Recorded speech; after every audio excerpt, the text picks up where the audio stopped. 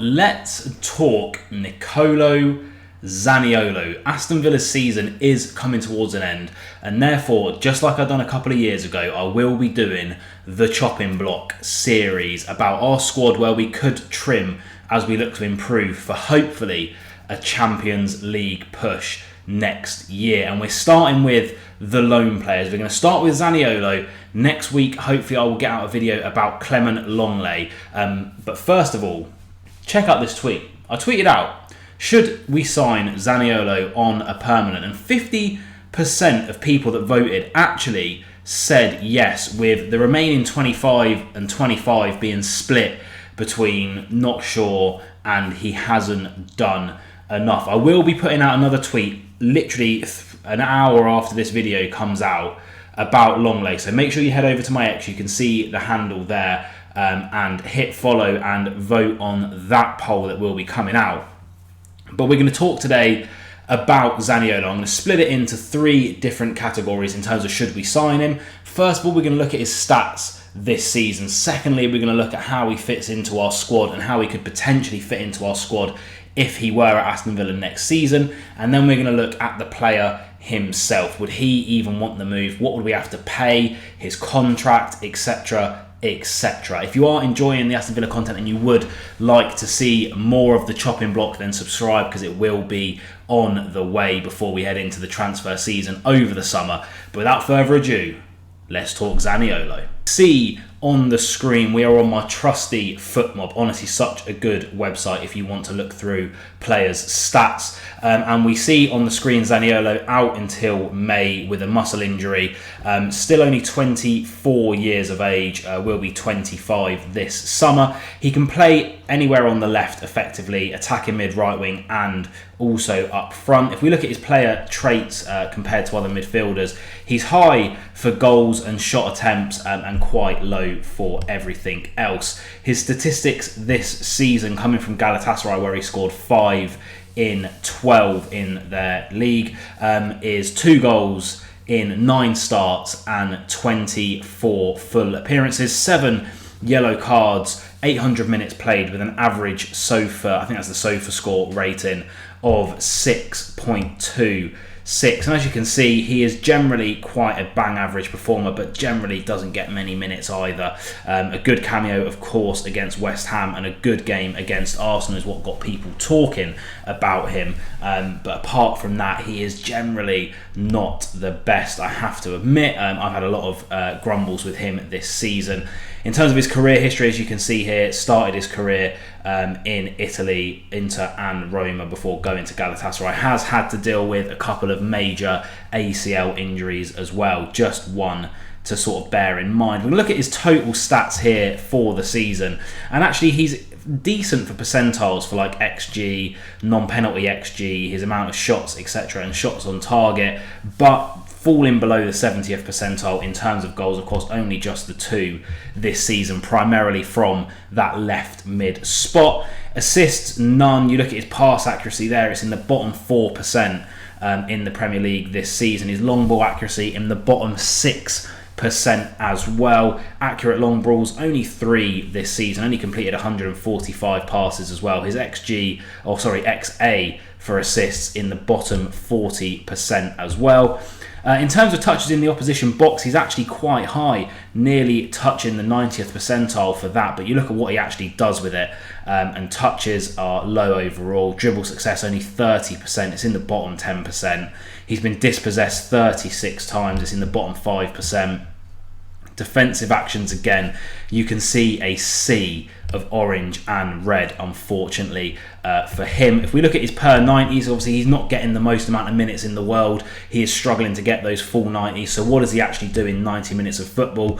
And actually his offensive actions are relatively high, 0.22 goals per 90, slightly under his XG and non-penalty XG. He's taken a lot of shots and nearly averaging 1 shot on target per game. Again, against midfielders, that's always going to be high, because it's going to take into account sort of central defensive midfielders that don't generally get forward either. Again, though, his passing per 90 leaves a lot to be desired. His possession stats do slightly go up, averaging 1.5 successful dribbles per 90 and nearly 7 touches in the opposition box. Again, puts him right at the top end of midfielders in the Premier League, but again, you can see there his dribble success still only 30%. He's still getting dispossessed nearly 4 times a game, leaving him in the bottom 3%. Defensively, again, fouls committed. Look at that, how high up he is, nearly 3 fouls per game. He is winning quite a lot of duels, but again, only winning 35% of them and averaging nearly a yellow card a game,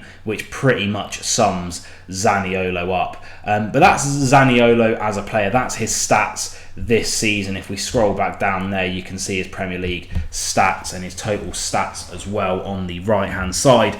But if we were to sign him, given those stats, given the positions that he can play, again, I'll scroll up there. You look at the positions he can play: left mid, right wing, attacking midfielder, left wing. Where would he fit into the current Aston Villa squad? If that was the squad that we carry over the next season, which it probably won't be. So for me, there's a major problem for arguing for Zaniolo signing for Aston Villa, and for me, that is the Emi Buendia problem. Plays right wing, of course. Got a fair few minutes in pre-season under Emery, got minutes last season for Emery and has been out the entire season. And I think you compare Buendia, I'll chuck like a comparison, their stats up on the screen, but you compare the two and Buendia for me is the better player. He's more proven in the Premier League, more goal contributions in the Premier League, and I think possibly suits Emery's style of play a little bit more. I think Zaniolo does offer that different outlet of you can lump the ball up to him and he's good at bringing it down and holding the play up, but his sort of decision making in the final third, his sort of pass range is nowhere near an Emi Buendia, and again, not really outputting offensively anywhere near I think Buendia could with a full run in this team. You also add into the fact that Emery seems to like John McGinn at left mid. We have Jacob Ramsey, who, yes, might be being sold, but you think we're not going to get a replacement in, who will also come back from injury and go above Zaniolo in the pecking order once again. You think of young players that might be coming through. Our Premier League 2 team have been banging goals recently, beating Arsenal 5-3, I think it was. So you have players that are, tussling for promotion from the youth setup, like Amari Kellyman as well, and I think Zaniolo falls further down the pecking list. John Duran has had a full Premier League season under his belt now. Will he get more minutes next season? Will we bring in another striker to take the load off of Ollie Watkins' shoulders? And then that again pushes Zaniolo down the pecking order. I think if we have a fully fit team, you look at where Zaniolo can play attacking mid. I think there's Douglas Luiz, who sometimes pushes forward, John McGinn, Yuri Tielemans, Jacob Ramsey, Emi Buendia, possibly even Amari Kellyman next season, Diaby, who plays in that central role quite often as well, Duran. They're all above him in the pecking order. It shows with his minutes this season, he hasn't been getting many minutes. I think it's only 27% of his minutes have actually come from the starting 11 this season, and I think that will only get worse next year. He's a player who currently is still playing for Italy, probably going to be in their squad for the Euros, and he'll want to play football. I think that's no surprise there, and I don't think that Emery will see him as a viable option next season, purely because of those other players that we have that will come into that spot and I believe go straight in above Zaniolo in the pecking order. And that's without taking into consideration the fact that Villa are going to make signings this summer. We're arguably in the racing seat at the moment for the Champions League spot, for 4th place. And do you think that the owners are not going to have a contingency to work around the FFP and use the revenue that we're going to get from the Champions League to build our squad? Our current squad isn't making it out of the group stage in the Champions League. We need signings. I think there's going to be outgoings and incomings. And Unai Emery's actually signed a new contract today as I record this video, and it's been said that if Ollie Watkins leaves, he's in the market for 2 central midfielders, wingers, strikers, and obviously if Ollie Watkins doesn't leave, he's still going to want those central midfielders, those wingers, and I don't think Zaniolo is going to be part of that, and those are the reasons why. But let's look at Zaniolo. How much would he cost? What's his contract? And would he even want to come to Villa next season permanently and play for us for the foreseeable? Let's have a look.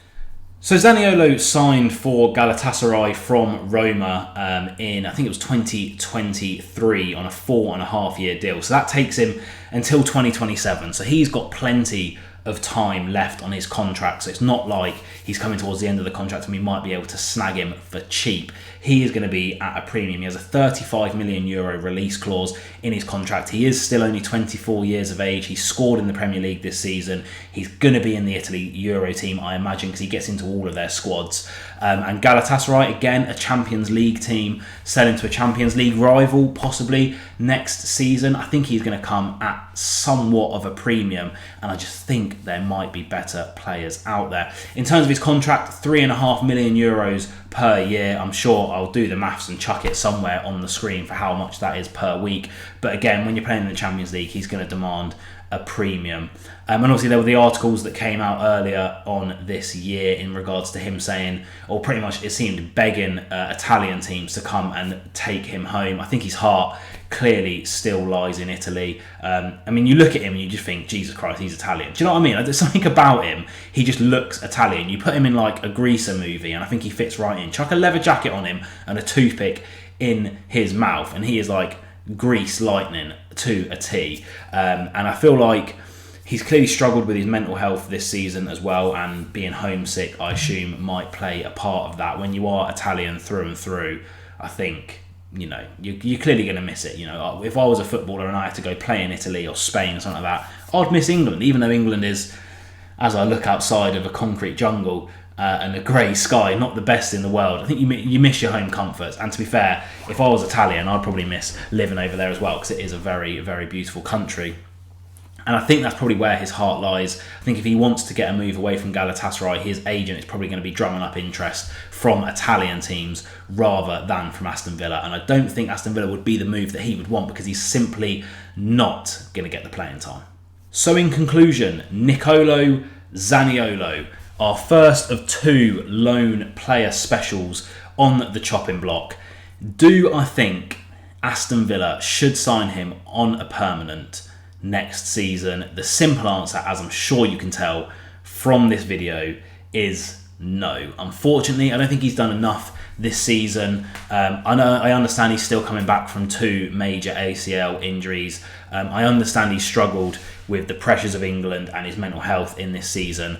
But for a Champions League push/team next year, I don't think he's good enough personally. I think he's struggled to adapt to the pace and physicality of the Premier League.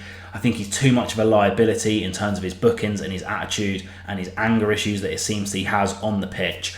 And I think when Emi Buendia comes back, Zaniolo would be a thing of the past for Unai Emery anyway.